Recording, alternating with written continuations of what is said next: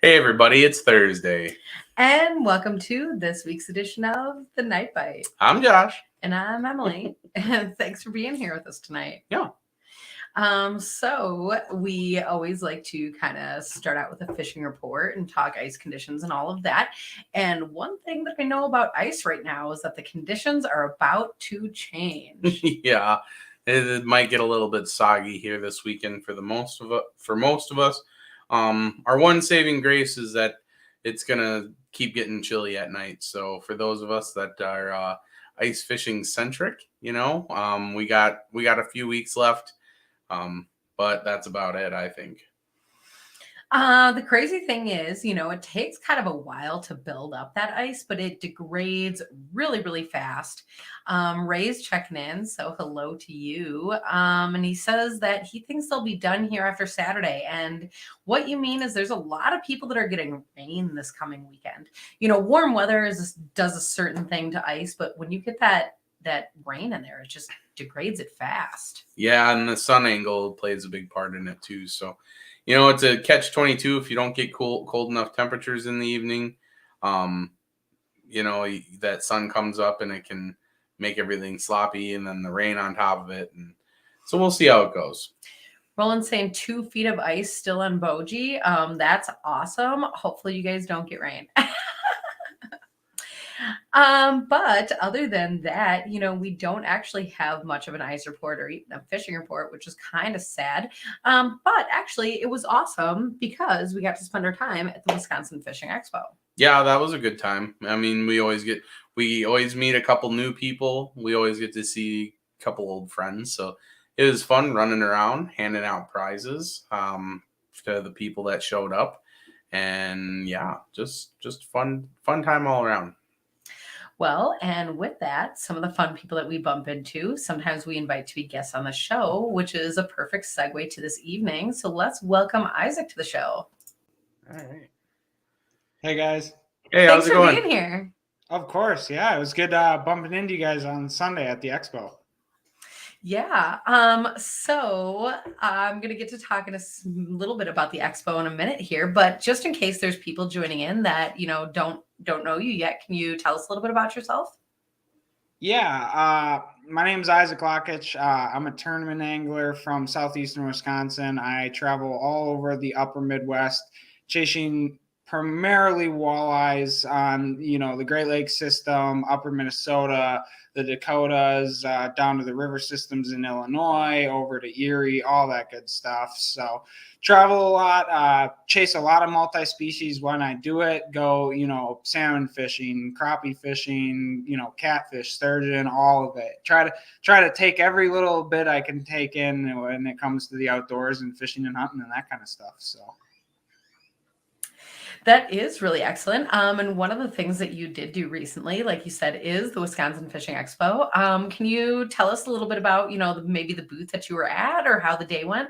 Yeah, I was working over a couple different. I work for one of the rep groups that kind of puts on a couple different products. So I was actually in the Okuma and the Walleye Nations booth for a little bit on Sunday, hanging out there. Got to go over by the Warrior Boats guys. They had I'm sponsored by them. Had one of our new boats, the 238, which is a huge, giant 23-foot long Warrior, which is super cool boat. So got to see that at the show and the expo and stuff like that. And it was fun. It was kind of a, getting to see everyone, getting, that vibe. There was a little bit of warmth in the air. So it was kind of nice seeing everyone talking open water. I'm as opposed to you guys who are, ice connoisseurs, I'm an open water guy. I haven't done much fishing the last 3 months. So, getting to kind of get back in the swing of things. I'm getting excited, getting antsy. I'm getting all, in the garage tinkering with everything and all that good stuff. So, well, that's what I was actually going to ask is, especially for those ice fishermen that are starting to look forward to open water, what are some of the things that you start getting ready? Oh, it's river season. The first 2 months out of our year, every single year here in the north, if you want to get on open water starting, now through, the next 3 to 4 weeks, you're looking at basically rivers, places with current, that kind of stuff. Maybe the Great Lakes might start opening up in the next 2 to 2.5, 3 weeks, but not so much. some of the trout fishing opportunities down in like out of Milwaukee and like some of those tributaries, like those harbors will start opening up pretty quick. But yeah, it's, your Wisconsin River system, Mississippi, that's kind of like the two big ones that start opening here in Wisconsin the soonest. And then you go towards, the Fox River and De Pere is going to, the big run happens there every year. Everyone talks about it and everyone goes. And it's exciting. First tournament for me this year is actually down in Illinois on the Spring Valley, which is open as it sits right now. And I'm really itching to get down there to start catching some big fat saugers. So that should be fun. So do you get to go and do practice? I mean, that's like a really long way away. Yeah. I take usually, for depending on the event, anywhere from 3 to 5 days for practice. Sometimes I'll fish an event where I just kind of show up if it's some place that I've been before and have some experience on. It's a little easier to just kind of roll in a little more unprepared. But like if I'm going someplace I've never been, it's 3 to 5 days of practice typically. And Ray is saying that he's going to be getting his boat out maybe even this weekend. So what are things that you are doing with your boat to get ready for spring? Well, I've been stocking up all my Lakewood cases lately and making sure that everything's organized in the garage, getting all the, winter stuff is getting put into the back of the garage and all the summer stuff slowly filtering its way to the front. And I'm realizing that I, need to kind of freshen up some things. So I've been ordering some cases and, storage stuff to try to help my year out and that kind of thing. And, slow preparations. And I actually snuck out to a local smaller river right down the road from me, half hour away or something, and fished last night for a little bit. But mostly it's just prep in the garage, getting tackle ready, getting, clothing together, all of it for, what soon to be for me a very busy season. Well, and that is funny because, we always think, oh, it's the beginning of the season. Like, what do I need to do with my tackle? But it's like the way that I leave it at the end of last season and then I open up that box again. It does need a lot of organizing. So honestly, this is the time to look through. And actually, going into winter, we were talking about, the availability of products. And I haven't heard quite the same push for spring products as what I was for winter, but I'm not saying that the same things won't happen, where people are looking for things out there. So again, a great time to take stock in what you have or don't have or need or whatever, because then if you're at a store or searching online and then you are bumping into those things, they're becoming available for this next season, it'll be the time to get it.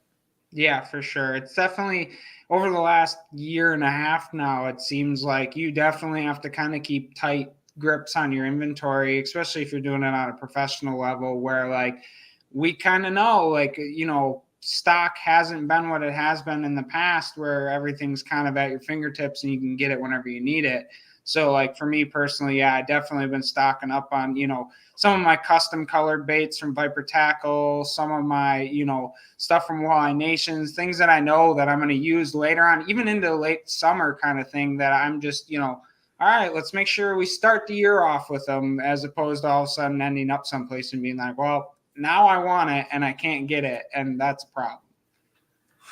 Okay, so I admit that I am a little bit panfish focused. And so, I'm always out there and ever changing kind of my walleye setup and my walleye tackle. And you threw out some really great companies there. But you also said custom colors and stuff. So I'm a little bit interested. Can you share what some of these baits are, what some of these colors are? For sure, yeah. So the Lakich Lover is one of the baits that I designed 2 years ago, and I let the public actually name it through a live drawing type thing. And that color, which you can get from Viper Tackle on any bait you want, really, if you're going to order something through them. I think they have a 2 bait minimum. So if you're going to order something, it has to be, you got to buy at least 2 of them kind of deal, of each color, I should say. Just for their convenience sake, they don't want to paint one bait on one color on one bait. But that color catches fish in every spring river condition I've ever fished, whether I caught fish on the Detroit River last year on it.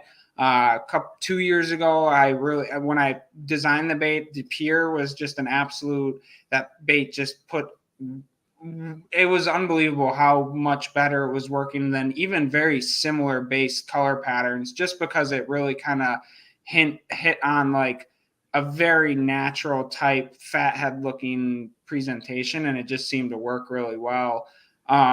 But yeah, I actually just designed a couple more colors for Viper. Crackle, which is like a purple and chartreuse base, which is like one of my favorite color combos for almost any fish. Purple and chartreuse is just a really good color combination. I came out with one called King's Raven, which is like a really dark black colored bait with kind of some gold highlights to it.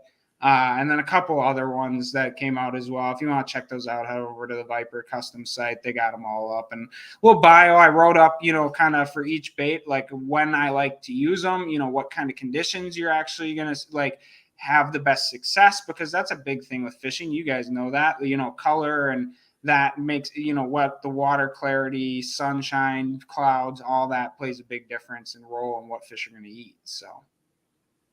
Yeah, that's really cool that you were able to write up all the stuff and kind of give hints, because I think some of that has gone by the wayside in a lot of the tackle sites, that they don't give those little bits of information anymore. They just kind of give tackle and kind of give it up to the make the angler decide when to use it, But it's really nice to be able to have, you can buy something purposefully, that's really nice. Yeah, oh, for sure. I mean, like, just for the viewers watching right now, something simple, like the difference between sunlight and clouds on a body of water that has just clear water, for example, can play a big difference. Like Green Bay is one of the places I fish the most for walleyes. And when it's sunny out, I like a very natural presentation type bait. But when it's cloudy, I'll go to those fluorescent colors and bright stuff to kind of get that contrast with the darker skies. So like, it makes a big difference. Walleyes, specifically, they're very picky. So like that can be the difference between catching them and not.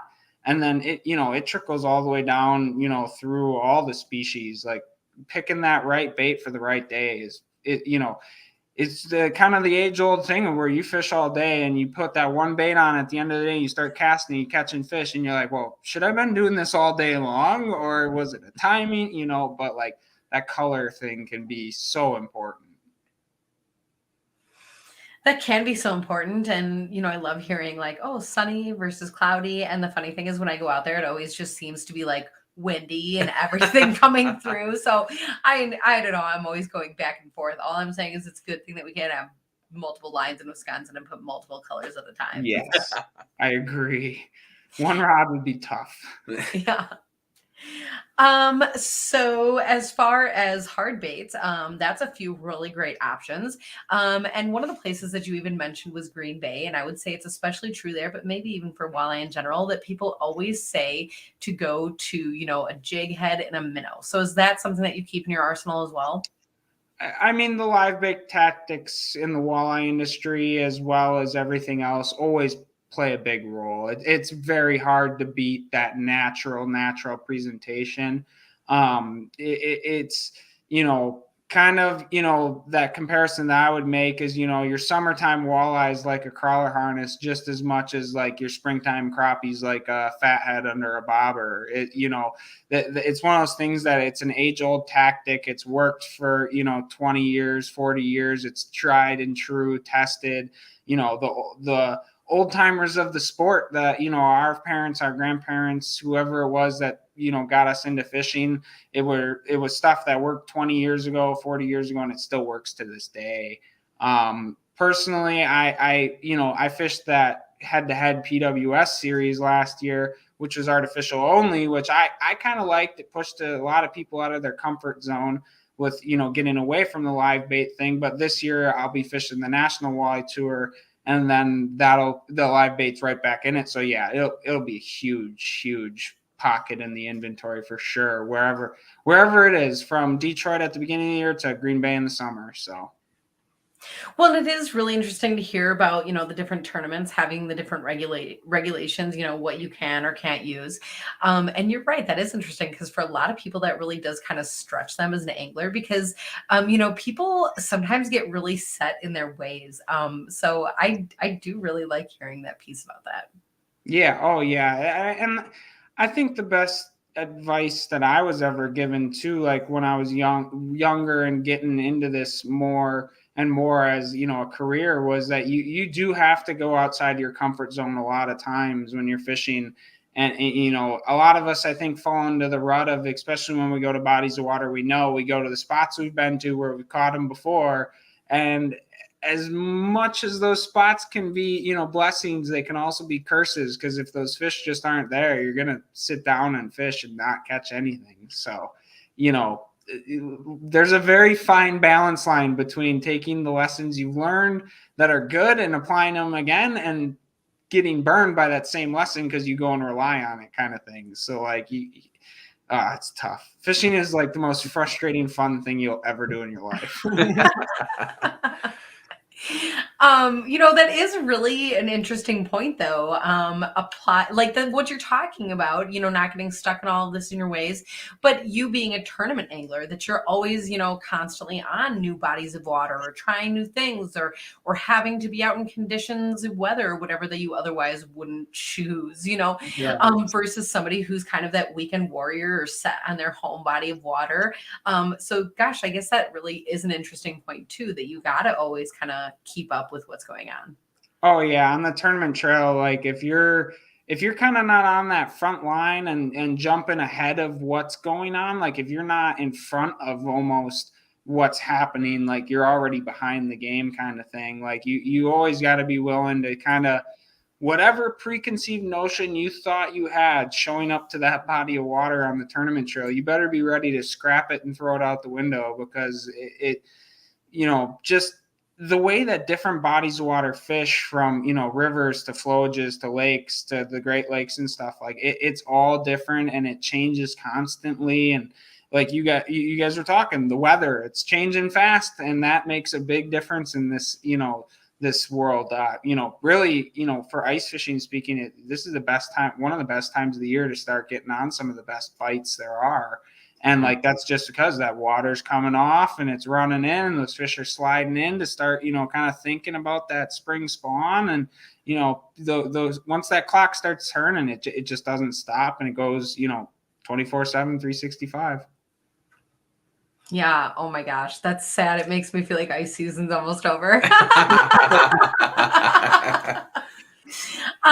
We do have Jonathan here though, that is also excited for open water and actually wondering about the best plastics for like the bay or the river system.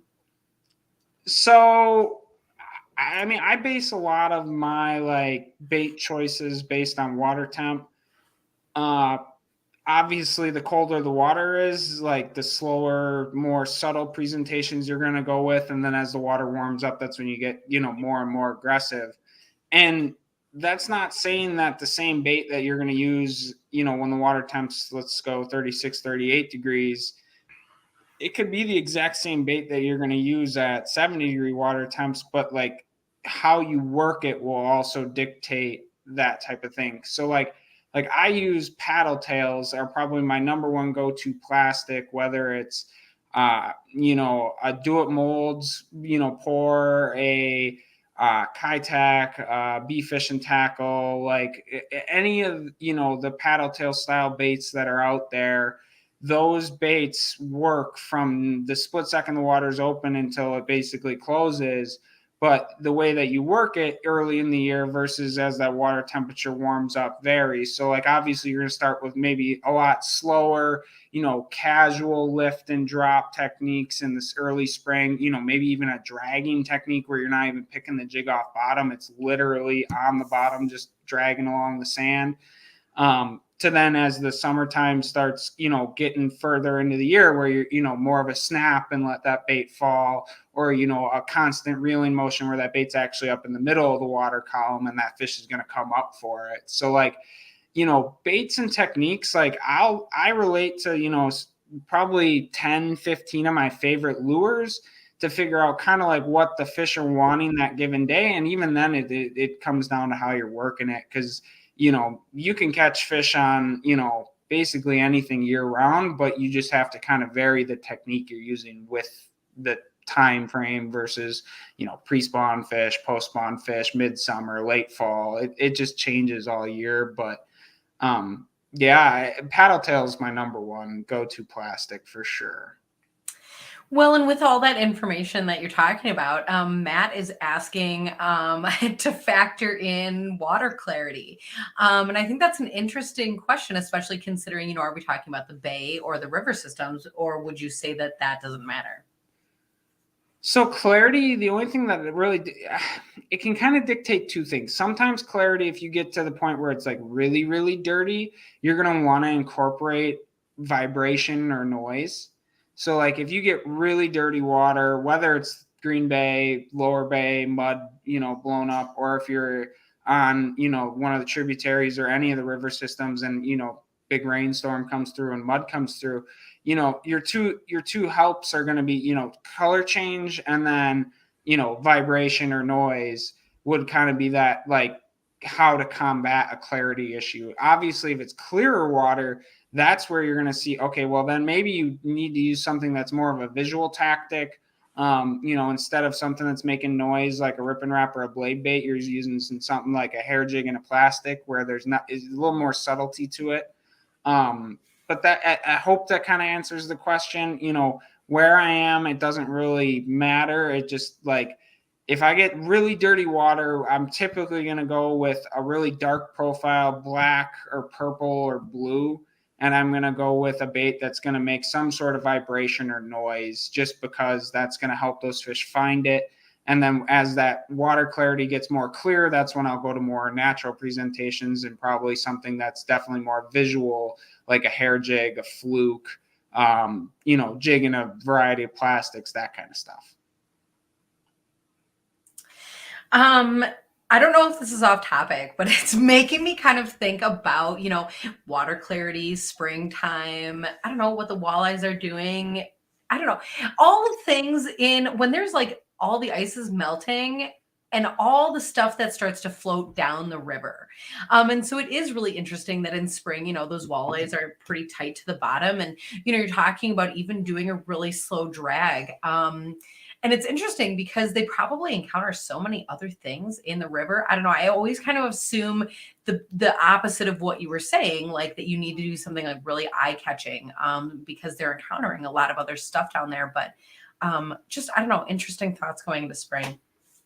Yeah. And that's not saying that your bright fluorescent colors in dirty water won't work. I just have found that silhouette combated, like combined with a vibration, just seems more like, I'm always personally, I very favor the natural side of things. I lean towards, open water season, I'm using very natural colors, a lot of silvers, a lot of, blues, a lot of, the stuff that you're going to see in a minnow or like, in nature.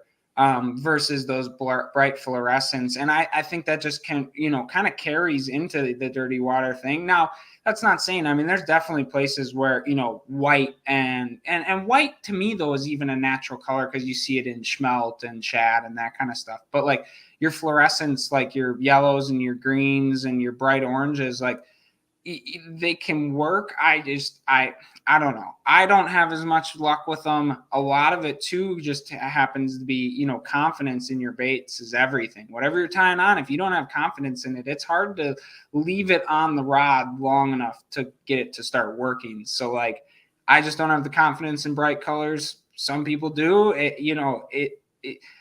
Confidence is everything in the world of fishing. And if you don't have it, you're going to struggle. So like, if you find something like that you like and it's working for you, run with it, man. Like I'm not a fish. I don't make the decision to bite. So if you're getting bites on it, hey, keep going, run it till it stops.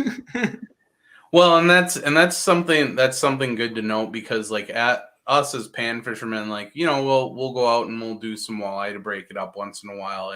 And we do have a hard time as pan fishermen getting away from the fluorescence and the obnoxious colors, because that's something that the species of fish that we mostly target key in on. Not that their forage eats that all the time. That's what the profile is for. It's just right. That they're curious. They're like, they're super curious and they like to hit that. But so knowing, knowing that you can even use dark colors when the water's all muddied up, like that's a really great tip that people should take home with them. Yeah, I pulled that out of the bass world. Like those guys that fish that dirty water down south, like a lot of those guys that fish those reservoirs, I mean, like they're they'll pitch like two colors all day. They'll fish bass with blue and black, and like there's nothing else to it. Like, so like I kind of just adapted that a little bit, and when the water gets dirty, I went with a dark color for the most part, either dark or like black or white. It was one or the other. It was like, kind of opposite ends of the spectrum. And it didn't make sense any given day why they were eating what they were. It's just, a lot of it, like I said, you tie a bait on that you have caught fish on before and you have confidence in it, and you lock that rod in your hand and you just keep fishing, and you kind of just take an attitude of like, I'm not going to let them, beat me kind of thing, Mm-hmm. Yeah. I mean, you just have to, I think the hardest part is finding the right profile. And for like walleyes, it seems to be, you almost have to have like, let's take paddle tails or swim baits, for example. Like you almost have to have like 3 that are a 1/4 inch apart. And it doesn't look like a difference to us, but like a 1/4 inch could make a difference between like you catching all of the fish and then catching none of the fish. And we've kind of learned that the hard way last year. Like we got we got some bigger baits and we were trying to fish and it just wasn't going. And so we bought just one package of smaller baits, and it was just a random color we picked out, and we went through all those baits. Caught some fish. And so it was just kind of crazy how that, just walleye's profile big time. Like that difference between your 3 and your 3.5 inch swim bait can be like a world of difference. I mean, and sometimes it's not even like getting bites, it's getting like the right bites even. Like, I mean, there's times where like places I fish like Winnebago where I can throw a 3-inch swim bait all day and I'll catch fish all day. But if I want to catch like tournament grade fish, I'll have to upgrade, go up to a 4-inch, knowing I'm going to sacrifice probably 90 I'm going to lose, in a day where I'd get normally 50 bites or something, I'm going to go down to 5 or 6, but they're going to be the right size ones. Like, that profile game can be the difference between, catching fish and not catching fish. Like very, very subtle. That last night that happened to me. So I go fishing with a buddy of mine on the river, and we're, pitching small jigs, 16th, 8th ounce jigs for walleyes. And like, I had grabbed like, I think it's a 2.45 Pulsar little paddle tail. And I put it on. My buddy grabbed the same one. We both started casting it. Well, like he missed the fish on the first cast, and he's like, he like immediately took the bait back off and nipped off, like you said, like a 1/4 inch, and put it back on, takes the cast, boom, he catches one. I'm on my 3rd cast, and he goes next cast, boom, catches one. And I'm like, I'm stubborn, so I'm still fishing.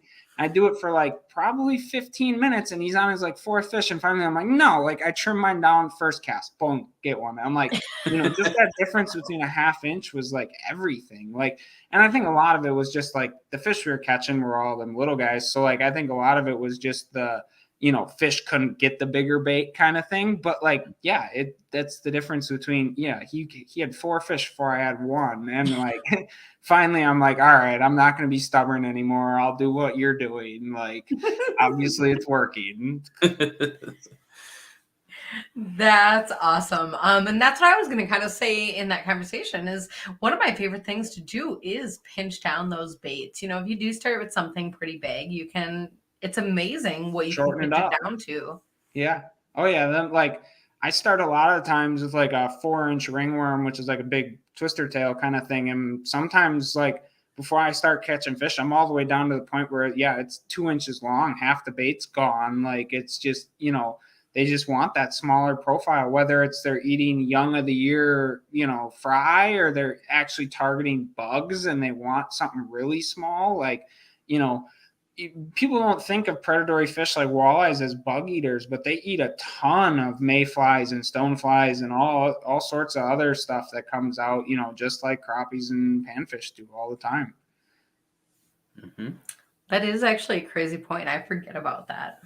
Yeah. Oh, That's like our least favorite time of the year. When the bug hatches start, like the walleye fishing, they eat them so fast and so much. Like they're like, you catch them and they'll be, spewing mayflies out their mouth. And it's like, all you can catch them on is like a 1-inch piece of night crawler. And that's it. Like but it's imitating, those bugs. That's what they're keyed in on. That's what they're going to eat. That's crazy. We have Matt checking in saying today the walleyes were in the upper part of the water column chasing river spinners on the Rock River. Caught them on blue clear pearl Kalin's grubs. The water was very clear for the Rock River. Well, Careful because rain's coming. Yeah, that's going to change fast, very quickly. As far as those colors, though, and we were talking about baits before, I mean, I guess the other thing that I was thinking about is, if you are out there and looking at your own home waters, and thinking about, how to navigate this whole world of, bait plastic or colors and sizes and all of this. One of the things that really, I guess, we bumped into one day is we were pulling out of the river pretty late. And so all the lights were on, like at the docks and everything. And actually, I think we were even the last boat to pull out. So it was pretty quiet there when we got there. But again, just looking out into the Wolf River, seeing all of the minnows that kind of gather in those spots where maybe the current gets a little bit low, out in those boat launches where people aren't using them. And first of all, I was stunned at the amount of the minnows that we saw. Like I kept trying to get it on video. It's like so hard to get that water and everything, the fish, it doesn't translate so well, but it was an astounding number of minnows. And then you think about like, oh, why didn't I get that many bites today? Oh, because there's 8 jillion minnows in the system. Yeah. But when you're able to see that, first of all, you can see the color of what it actually is. And then in the light, it's kind of fun because they all kind of flicker around and you can kind of see if they're flickering between 2 different tones or colors. So when we talk about white and we talk about blue, that's kind of the colors that they flicker between. So you can put those colors out there. And when you can see that size, you're good to go.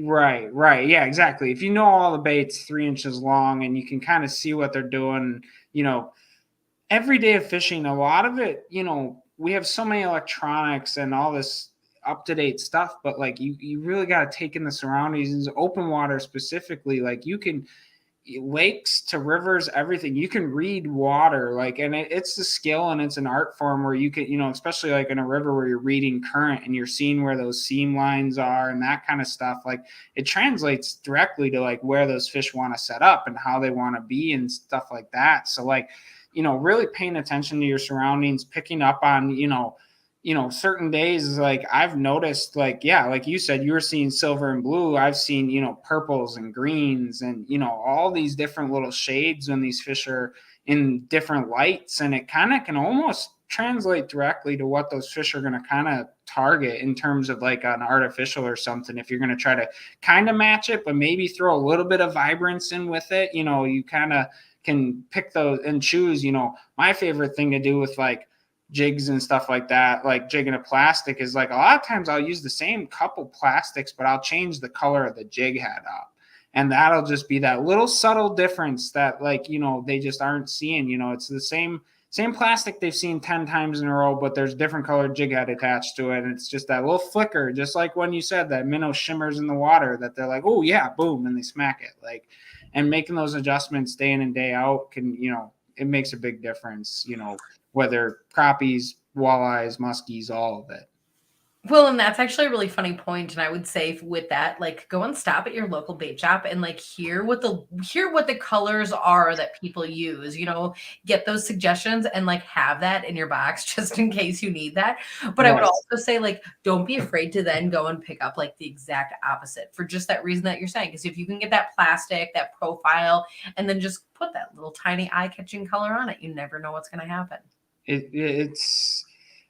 It's astounding. Like sometimes I go places and you're expecting it to be like, oh, it's a clear body of water, it's going to be all natural colored stuff, and you get there and the only thing you can catch a fish on is a hot pink, super bright, super That's always what it is. Wall. Like I mean, you're just like, why? Like, it just doesn't make sense. Like, and then you realize, oh, it's because no one else is doing this and they've never seen it before. Like, so like, just keeping an open mind when you're on the water is important. Being willing to adapt, make changes. Obviously, if you're running all natural colors and you're not catching anything, maybe you should throw that, lime green or that hot pink or that fluorescent orange on. And the opposite, if you're running all those colors and nothing's working, switch over to something a little more natural. And, usually one or the other will work. And some days we all just suck and no one can catch a fish. Yeah. So, I'm a pro and I zero a lot more days than people think. So it's the way of fishing goes. That's true. That's true. So despite some of those 0 days, Jonathan is asking, are you offering Livescope classes again this year? Yeah, I do. So I do electronics classes. I have classes catered to people who are interested in what I do out of my boat. And then I'll also set people's boats up if you guys are getting new electronics, and specifically if you're gearing yourself towards the live imaging stuff that's came out in the last 2 to 4 years.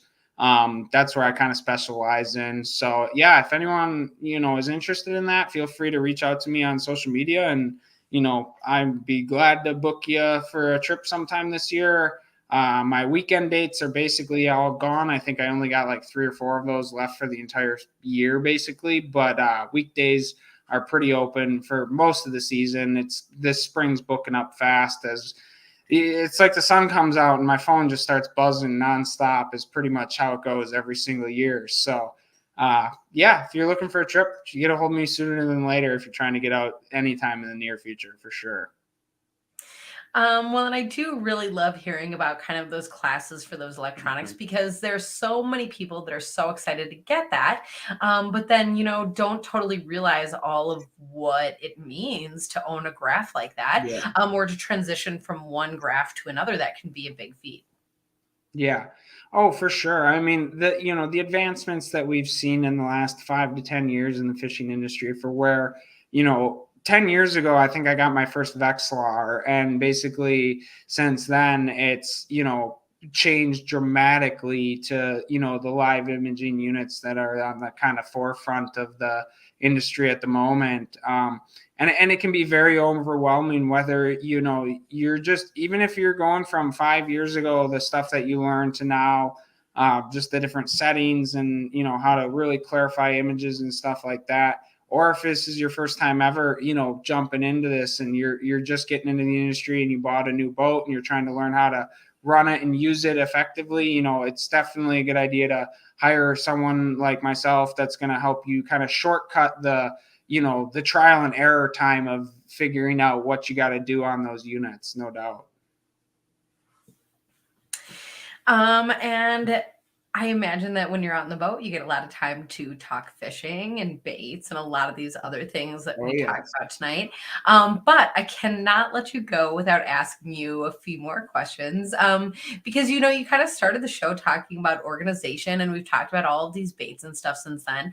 And I think one of the things that people really struggle with is, we talk about all these baits and the colors and the styles and the profiles and everything. So how do you keep those all together and organized or in your boat where you need them? Yeah, so my day-to-day life lives out of my Lakewood pedestal pal. So I live in the front of my boat. I get in that, pedestal seat on the front deck of my boat, and that's where I stay for most of my day. So I have my pedestal pal from Lakewood loaded right underneath my seat with usually several packs of plastics, a bunch of different jigging lures, as many tools as I can fit in the thing, because you never know when you're going to need, crescent wrench or bolt cutters or wire cutters or wire strippers or all these other different tools that I can store in it. But like, that is probably one of my most important things in the boat. I mean, it keeps my life organized right below me all day, every day. Okay, and so for people who maybe haven't seen this and making sure I'm thinking of the right thing, this is actually kind of like a square unit. And then it Yep. has like little pockets and stuff kind of around. Josh is gonna pull it up. I can already see him doing it. But the amazing thing that I love hearing about in this case is that you're using it kind of for storage and stuff, because I believe on the website they show it like full of baits. Oh yeah, yeah. So it has our design where we have like kind of a J hook design where when you drop a bait in it, it really falls in and locks in nice and snug. So like I have two sides. So the case kind of, it's like your post goes down the center of the case, and then that case is divided like into two sections of rows, and then it has pockets all the way on the outside of the case. So those pockets on the outside of the case, I've typically always filled with like kind of smaller essential stuff, a single plastic bag, some of my smaller tools. And then as you go through those rows, usually what I've done is I've kind of made one side my tool rack where I'll put like 3-4 different lengths of pliers, a couple screwdrivers. You can fit all sorts of stuff in that case. And then the other side, I stack up with like basically a full front to back deck of, bunch of baits and stuff. So like it really works out nice. It keeps everything organized. It keeps it, all in one place right underneath you. I never even have to get off my seat. I can catch a fish, net it, lean over, grab my net the fish, drop it next to my feet, lean down, grab my pliers, unhook it. And I've never even gotten out of my seat. Like convenience at your fingertips for sure. Video. Sorry for the video. Yeah. Got too far in the pictures. Yeah. But as you can see, on the screen, we tried to pull up this picture. And so your seat would go right through that middle hole there. Yep. Yeah. The seat comes up through the center. And then as you can see in that one, they have planer boards are on it for the guys that troll. I'm not a big troller. That's just not my gig. And then they got the baits all hanging off of the hook holders throughout the whole thing. You can kind of configure it. It's very customizable. You can configure it any way you want. For the guys that do a lot of vertical jigging, like those pockets on the outside that hold those planer boards actually hold like your gulp tubs, like the plastic tubs of gulp, like perfectly, whether your small ones, they're holding your grubs for crappies, or if it's actually your big ones holding your 3-inch minnows, like works amazing. And then, that pocket on the front there, you can see in the pedestal picture that you have there, fits, tools and pliers. But like I said, I drop them right into those slots in the boat.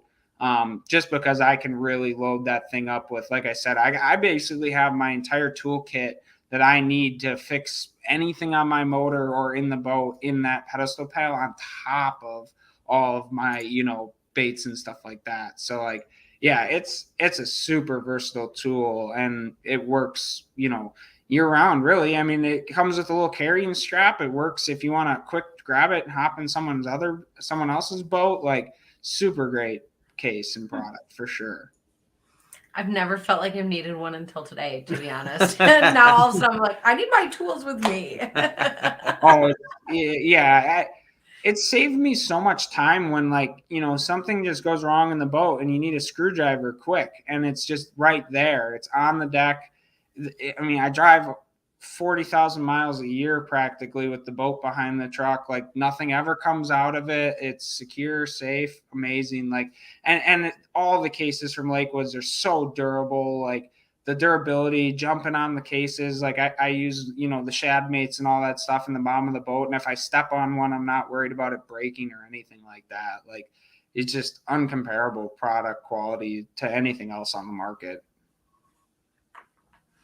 That's awesome. Ray's saying thanks. Now he has to spend more money on fishing stuff. Hey, that's not my fault anymore. That's not my fault. That's not your fault. Yeah. That's cool. That is awesome. So as we are looking into open water season, what does your agenda look like? Well, so this rest of this week, which is really like tomorrow, basically, is prepping. I'm doing a lot of pouring bait right now. I do a lot of do it mold stuff, so I pour a lot of my own blade baits, jig heads, plastics, all sorts of stuff. So been really kind of pushing that topic as of the last couple of weeks. Been working on a project that I don't really think I have total clearance on describing to anyone yet, but hopefully in the next couple of weeks we're going to have that ready for reveal. So that'll be interesting. That one's been taking up a decent amount of time. But then, just general prep for the season, just getting the boat ready. You know, I'm seeing water opening up, and I would be hard pressed to doubt that I won't be out at some point next week. It's getting nice out. It's 40 degrees. I'm getting that itch. So, I got a couple weeks. I think the first tournament of the year for me is the Master Walleye Circuit in Spring Valley, which is like the 18th or something. So 2 weeks or so until the first kind of tournament of the year. And then from there, it's basically a tournament every other weekend all the way through end of August, beginning of September. So, we're going to hit the ground running like we always do, and it's going to take off faster than you can believe. So, spring is knocking at the door fast. That is true. And for people who, want to kind of follow you on all of your adventures and everything, how can they do that? So I have Facebook and Instagram is kind of my two primary places. Both of them pretty simple. Isaac Lakich Fishing. It's ISAAC LAKICH Fishing. And shoot me a follow. You guys got questions? You got any, stuff that you guys are wondering about for the, upcoming year or something, shoot them right over. I'm very open. I try to answer everyone as honestly as possible. If you ask me exactly where I caught a fish, I'm probably not going to give you that info, but, I'm going to try to help you out the best I can.